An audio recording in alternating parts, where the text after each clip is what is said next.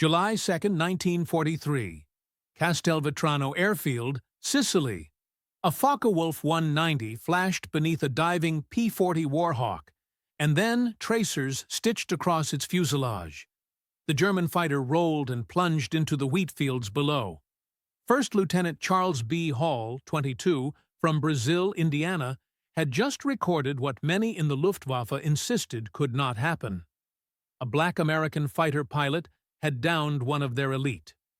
A swastika was painted on Hall's P-40 that afternoon, the first of 112 aerial victories the Germans reportedly nicknamed Schwarze Vogelmenschen, the Black Birdmen, would claim by war's end. The dogma they shattered was not only German.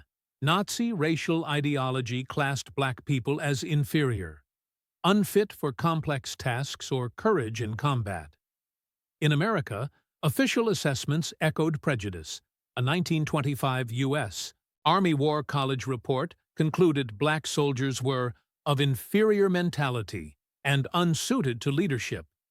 Yet a counter-history was already in motion. Eugene Bullard flew for France in World War I because America wouldn't let him. Bessie Coleman earned a license in France in 1921 after U.S. schools barred her.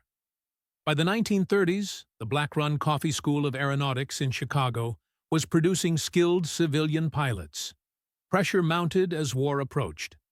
NAACP leader Walter White, labor organizer A. Philip Randolph, and Judge William H. Hastie lobbied relentlessly.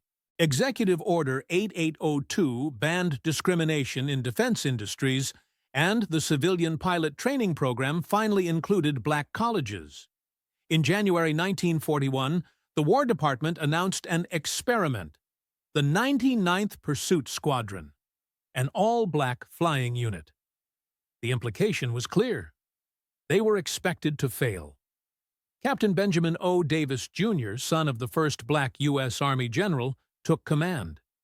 At West Point, many white cadets shunned him for 4 years. Now he led men who carried not just their own hopes, but those of 13 million black Americans. The 99th deployed to North Africa in spring 1943, attached to Colonel William W. Maumier's 33rd Fighter Group. Maumier doubted them and assigned routine patrols. Their first combat mission over the Italian-held island of Pantelleria showed steady discipline rather than dramatic success. But on July 2nd, over Sicily, Hall's kill electrified the unit.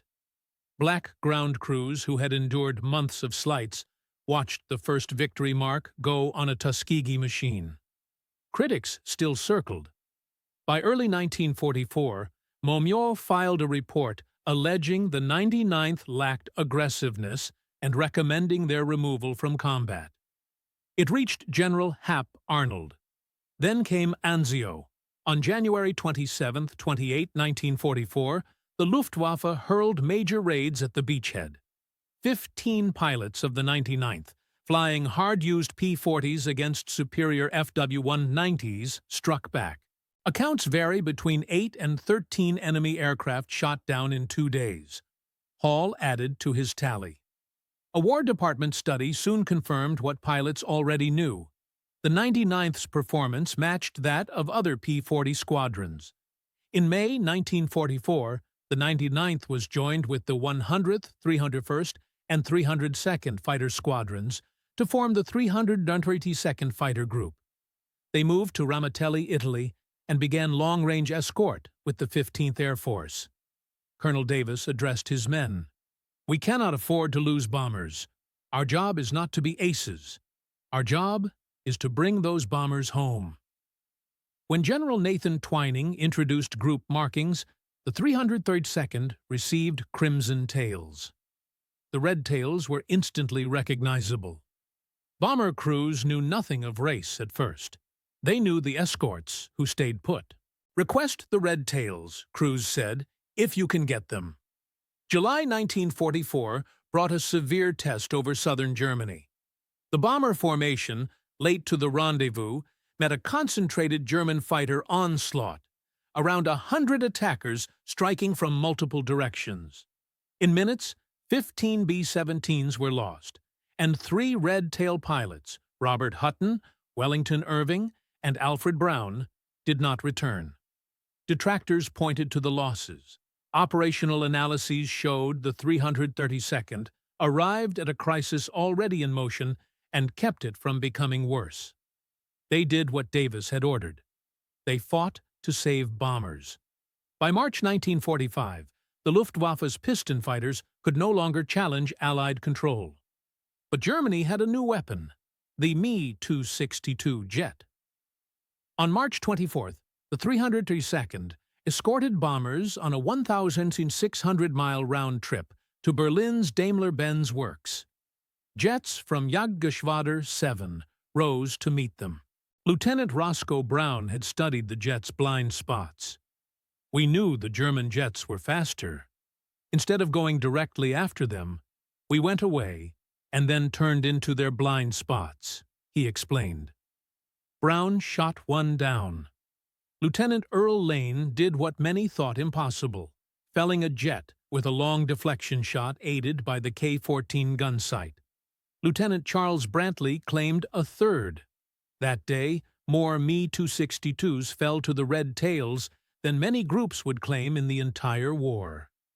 The 332nd earned a Distinguished Unit citation. Not every story ended in triumph. 32 pilots became prisoners of war, and 66 were killed in action. Lieutenant Alexander Jefferson, shot down over southern France in August 1944, recalled a chilling interrogation. The German officer knew Ramitelli's layout, squadron commanders, even details of Jefferson's parents in Detroit. At Stalag Luft III, Jefferson found himself treated as an American officer among white POWs, who thanked him for red-tail protection, an irony not lost on a man who returned home to segregation on the dock. Numbers tell part of the story. The Tuskegee Airmen flew 1,578 combat missions and over 15,000 sorties, including 179 bomber escorts. They destroyed 112 enemy aircraft in the air and more than 150 on the ground. According to Air Force historian Daniel Holman, bombers under 332nd Escort lost 27 aircraft to enemy fighters, versus an average of 46 for other 15th Air Force P-51 groups. The never-lost-a-bomber legend was a myth born of pride, but the reality, superior protection on long, dangerous missions, was extraordinary. Their edge grew from discipline and selection. Training at Tuskegee and Moton Field demanded more flying hours and exacting standards. The washout rate was high, producing what Commander Noel Parrish called a super-selected group.